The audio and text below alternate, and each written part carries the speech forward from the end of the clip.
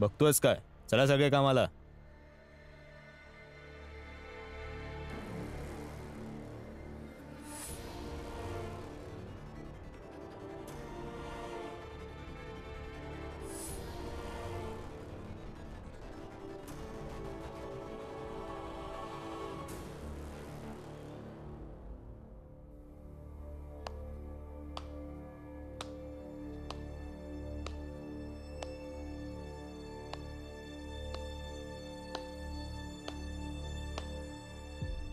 अभिनंदन जिजाबाई, अभिनंदन.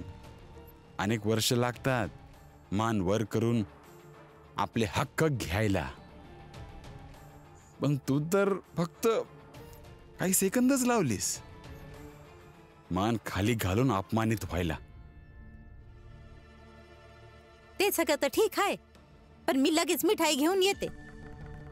खायची आहे की नाही तोपर्यंत विचार करून ठेवा.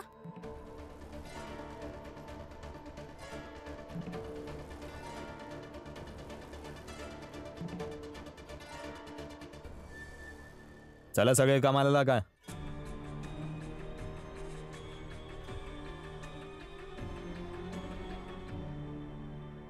माफ करा, पण मालूच्या पळून जाण्यामागे तुमचाही खूप मोठा हात होता. तुम्हीही कधी मालूला समजलाच नाहीत. ह्यासाठी सगळा दोष आपण परिस्थितीला नाही देऊ शकत. हे नंदू, उभा कायस? चल काम कर. मला नाही करायचं काम. मला माझं संपूर्ण घर हवंय. नंदू, वेडा झालायस का? येडा नाही झालो मनोहर भाऊ. मला माझं पूर्ण घर पाहिजे. या लोकांनी माझ्या अर्ध्या घरावर जप्ती आणली. आता मी चौकीत जाऊन माझा हक्क घेणार. मला माझं पूर्ण घर पाहिजे. मला न्याय पाहिजे. मला न्याय पाहिजे. नंदू, नंदू, नंदू, अरे या नंदूचं डोकं फिरलंय का? डोकं नाही फिरलं याच, उलट भीमरावानं याचं डोकं फिरवलं आहे.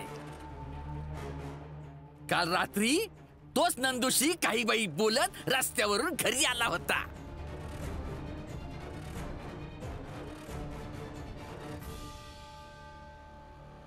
ठीक आहे, आता तुम्ही सगळे काम करा. मी येतोच. हे चला.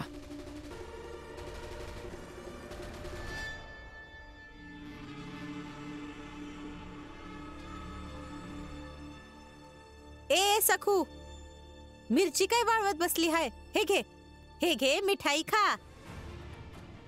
माझ्या पहिल्या कष्टाच्या कमाईची मिठाई आहे, खा.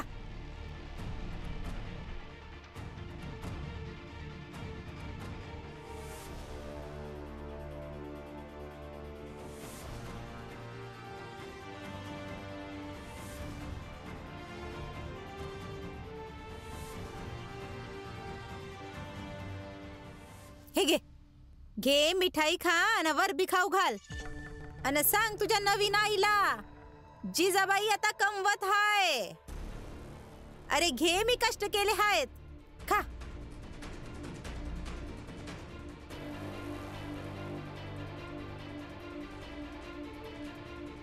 हे घ्या, घ्या. माझ्या पहिल्या कष्टाच्या कमाईची मिठाई हाय, घ्या.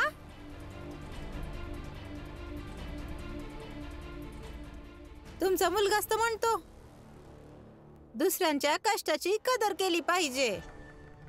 हे माझे कष्ट आहेत, घ्या.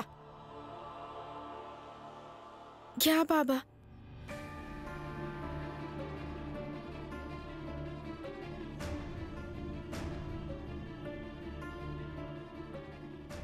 भीमराव, भीमराव. अरे नमस्कार गुरुजी, खूप दिवसांनी आलात तुम्ही.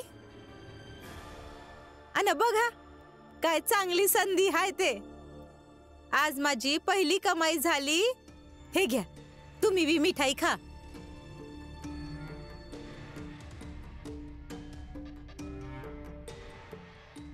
भीमराव, भीमराव, भीमराव. काय झालं काका? तो नंदू दारूच्या दुकानातून पळून गेला. काय? हो, तो मला न्याय पाहिजे, न्याय पाहिजे म्हणत गेला आणि त्याच्या मागे शिशुपालची माणसेही गेलेत. चल पोरा, नंदूला वाचवूया. हो रमा तू इथेच थांब, आम्ही येतो. गुरुजी तुम्हीही चला.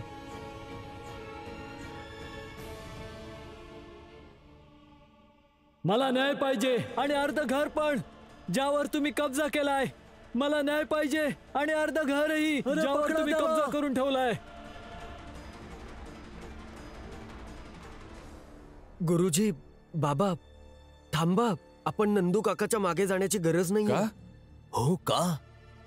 ते लोक नंदू सोबत काहीही करू शकतात भीम. मला माहिती आहे गुरुजी, आणि म्हणूनच मी नंदू काकासोबत मिळून एक प्लॅन बनवला होता. त्यांनी आता जे काही केलंय ते माझ्या सांगण्यावरून केलंय, आणि यामागे एक कारण आहे बाबा. मला असं वाटतं की मेघनाथजी आणि त्यांच्या मुलांकडून नंदू काका पकडले जाणं गरजेचं आहे. ह्यामुळे काल रात्री त्यांना जेव्हा परत घेऊन येत होतो तेव्हा मीच त्यांना हे सर्व करायला सांगितलं. कारण नंदू काका तिथपर्यंत पोहोचतील जिथे मालूला पकडलंय, तेव्हाच आपण मालू आणि गोपीजवळ पोहोचू शकतो. तू हे बरोबर केलंस भीम. पण काय नंदूमध्ये इतकी हिंमत आहे की तो शिशुपालला विवेश करू शकेल की शिशुपाल त्यालाही उचलून तिथे घेऊन जाईल? जाऊन बघूया. नंदूच्या ऐवजी ही हिंमत आणखीन कोण करू शकते? परंतु आता नंदूला शोधायचं कसं? काळजी करू नका गुरुजी. जर सगळं माझ्या योजनेप्रमाणे झालं असेल तर मला माहिती आहे की नंदू काका ह्यावेळी कुठे असतील. चला. चौकीत जायचंय. मला अर्ध घर पाहिजे. पकडा मला त्याला. चौकीत जायचंय. मला न्याय पाहिजे. मला अरे, चौकीत पकडा. जायचंय. मला न्याय सोडू पाहिजे. नका रे, मला पकडा चौकीत जायचंय. मला सोडा. न्याय पाहिजे. सोडा मला. सोडा सांगितलं ना. सोडा मला. सोडा. मला न्याय पाहिजे. मला सोडून द्या. एवढंच घेऊन चला याला दुकानात. असं कसं? तुला जे हवं ते करणार. घेऊन जा याला. मला दुकानात नाही जायचंय. मला चौकीत जायचंय. मी चौकीत जाणार. चुप. सोडा याला. मला नाही जायचं दुकानात. मला कुठेच जायचं नाहीये. मला फक्त चौकीत जायचंय. आता नाही गेलो तरी नंतर जाईन, पण नक्कीच जाईन चौकीत. जोपर्यंत जीवात जीव आहे तोपर्यंत जाणार. अरे गप. हे नंदू, तुला काम दिलं, दारू फुकट दिली, जेवण दिलं, तर मग हे काय नाटक आहे रे? हं? मला हे सगळं नकोय. मला माझं घर पाहिजे. जर देऊ शकत नसाल तर मी चौकीत जाईन. मी जाणार चौकीत. चुप. तर तू दुकानात नाही येणार? नाही येणार. तर तुला इथेच मारून टाकतो. नंदू काका, बाबा ते त्यांना मारून टाकतील. मला तिथे गेलं परंतु पाहिजे. भीम, जर तू तिथे गेलास तर तुझी जी योजना आहे ती अशीच राहून जाईल भीम. पण गुरुजी, माझ्या योजनेच्या चक्करमध्ये आपण त्यांच्या जीवाशी नाही खेळू शकत ना.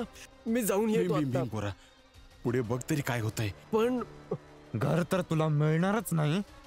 आता तू सरळ वरती जाशील.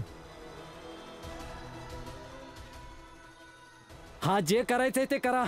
मी चौकीत जाणारच. नाही ऐकणार. तर तू पोलिसांकडे जाशील. हो, मी जाणार चौकीत. तर तुला न्याय हवाय. हो, पाहिजे मला न्याय. तर मग मर तू. थांबा.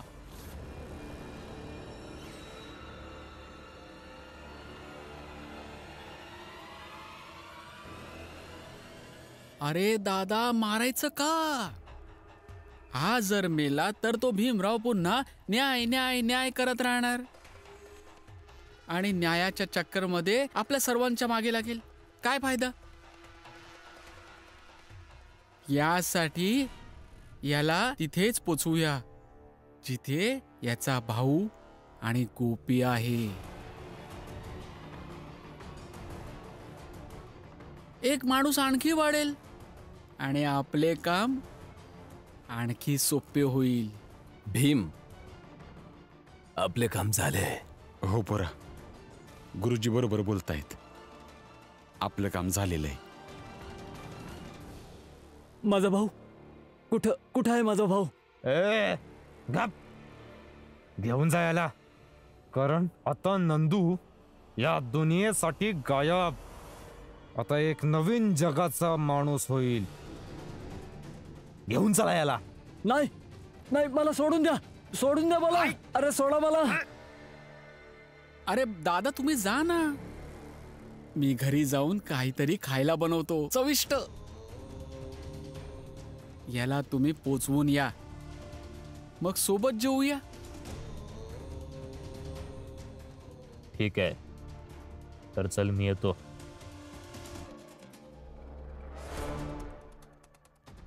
भीमपोरा, आपण त्यांचा पाठलाग करूया. नाही रामजी, आपण असेच यांचा पाठलाग नाही करू शकत. पण गुरुजी, आपल्याला माहित कसं होईल की ते नंदूला कोठे घेऊन गेले ते? बाबा तुम्ही काळजी करू नका. नंदू काकाने स्वतःजवळ पांढरी माती ठेवली आहे. जसे ते हा रस्ता सोडून कुठल्या सुनसान वाटेने जायला लागतील, ते प्रत्येक वळणावर पांढरी माती सोडत जातील आणि ती माती बघून आपण त्यांचा पाठलाग करायचा.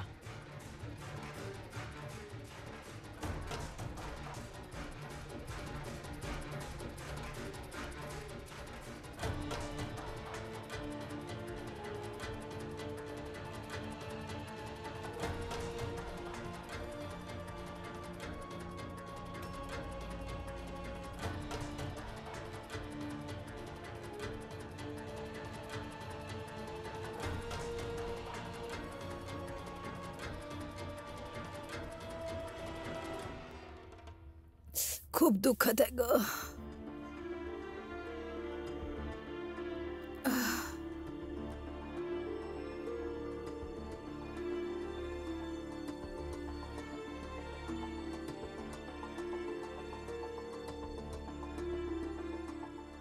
आई बास आता, आणखी नाही खाणार. दीपक, अर्ध्यापेक्षा कमी भाकरी उरली आहे, खाऊन घे. पण आई भूकच नाहीये तर कसं खाऊ?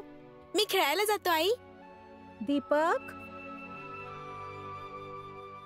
शोभा, जर तो जेवत नसेल तर थोडस ओरडत जा त्याला. त्याला काय ओरडायचं आई? आणि एक गोष्ट सांगू, मी ही लहानपणी नेहमी अशीच करायची. ताटात अर्ध जेवण सोडत होती. याला बघून असं वाटत आहे की हा माझाच मुलगा आहे.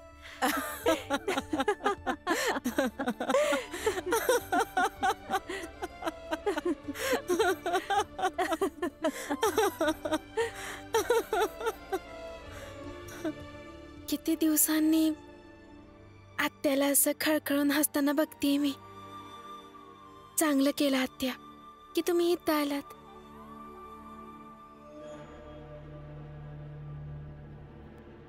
या वयात इतकं मोठ्याने हसणं चांगलं वाटतं का? खालीपर्यंत आवाज येतोय तुमचा.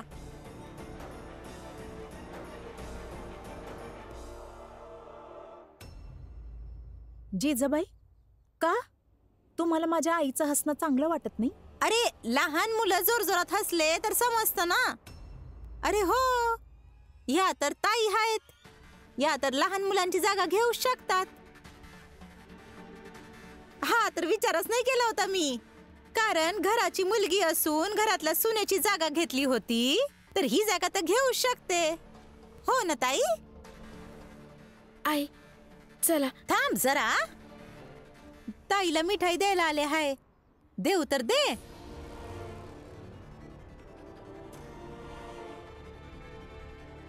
घ्या घ्या, आम्ही खाली सगळ्यांना मिठाई दिली आहे. मग तुम्ही नव्हता, मग तुमची मिठाई या शोभाला दिली होती.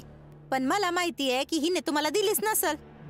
यासाठी मी स्वतः तुमच्यासाठी वर आली. घ्या, माझ्या पहिल्या कमाईची मिठाई हाय, घ्या. अरे गोड हाय, गोड. तुम्ही कधी खाल्ली नसल ही. घ्या.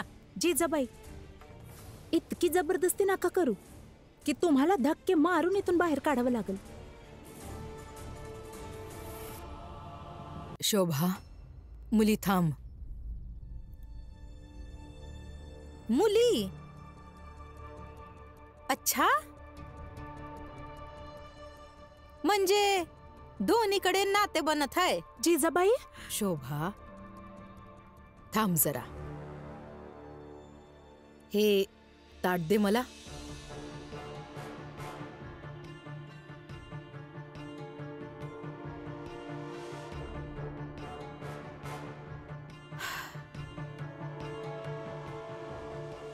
जिजाबाई,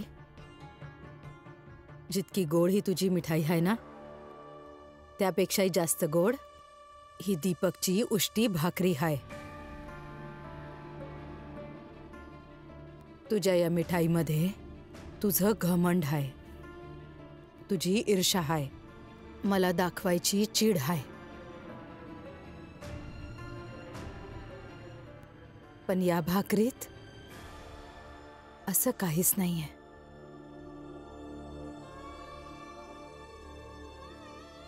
म्हणूनच मी तुझ्या कडू मिठाईच्या जागी ही भाकरी खाणं पसंत करेन. ताई, मी हे विसरणार नाही आणि याचा बदला नक्कीच घेईन. जिजाबाई, मी जिवंत असेपर्यंत आईचे काहीच बिघडू नाही शकणार तुम्ही. ते बघूया.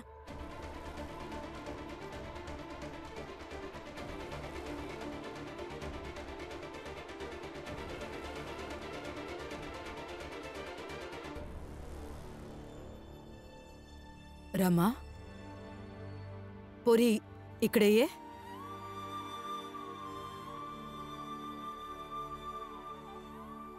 काय झालं पोरी? काही काम होतं? नाही आत्या, मी फक्त बघायला आले होते की आमची आत्या कशी आहे. पण हे बघून चांगले वाटले की शोभा काकीची आई खूप खुश आहे.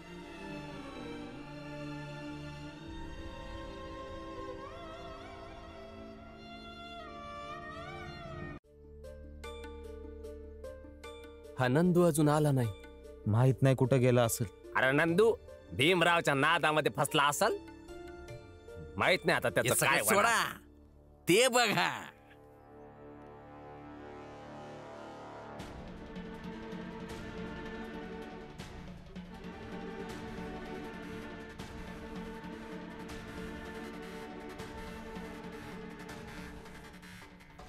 बघितलं जोखू, याला म्हणतात संधीचा फायदा घेणं.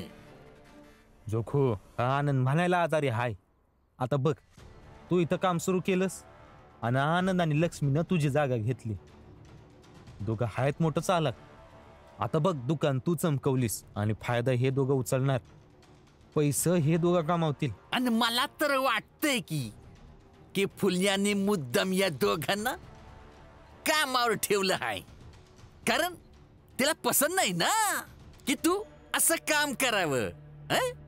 अरे करू द्या ना त्या दोघांना त्यांचं काम, तुम्ही तुमचं काम करा. अरे असं कसं करू देत? तू ना सुरुवातीपासूनच भीमराव आणि त्याच्या परिवारवाल्यांसोबत बाजूने उभा राहिलायस. पण मी तुला सांगून ठेवतोय की मी असं होऊ देणार नाही. अरे जोखू, अरे अरे असं थांबवण्यानं काय फायदा नाहीये. आणि यांना समजवण्यापेक्षा जास्त गरजेचं आहे तुझी बायको फुल्याला समजाव की ती आपल्या मर्यादेत राहावी. बायको हाय, बायको सारखं राहायला शिक. समजलं? बराबर बोलताय तुम्ही लोक. रमा, इकडे ये. भीम आणि रामजी अजूनपर्यंत नाही आलेत. नाही अम्मा, अजून नाही आलेत. नंदू पण परत नाही आलाय. तेही परतले नाहीत. ए दलिया, मग का काळजी करत आहेस? भीम गेला आहे ना, मग काय ना काही चांगलंच करून परत येईल.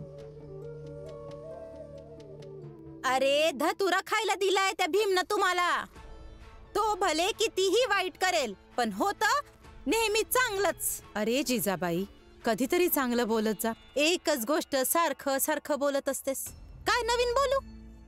आणि का नाही बोलायचं? मी जुन्या गोष्टी मी तर करणारच. आणि तोपर्यंत करणार जोपर्यंत तो भीम सुधारणार नाही. आणि तुमच्या सगळ्यांना समजत नाही की भीमचा रस्ता शेवटी बर्बादीकडेच जाणार आहे ते. अरे मग होऊ दे ना आम्हा लोकांना बर्बाद. तुला काय अडचण आहे? तू स्वतःला वाचव फक्त. स्वतःला वाचवत आहेस ना त्या शिशुपालच्या दारूच्या रखवाली करून. तर तेच कर, तेच काम आहे तुझं. का उगाच वेळ बर्बाद करतेस आमच्यासाठी? या गुरुजी, ह्याच रस्त्याने गेला असेल. हो हो, या गुरुजी.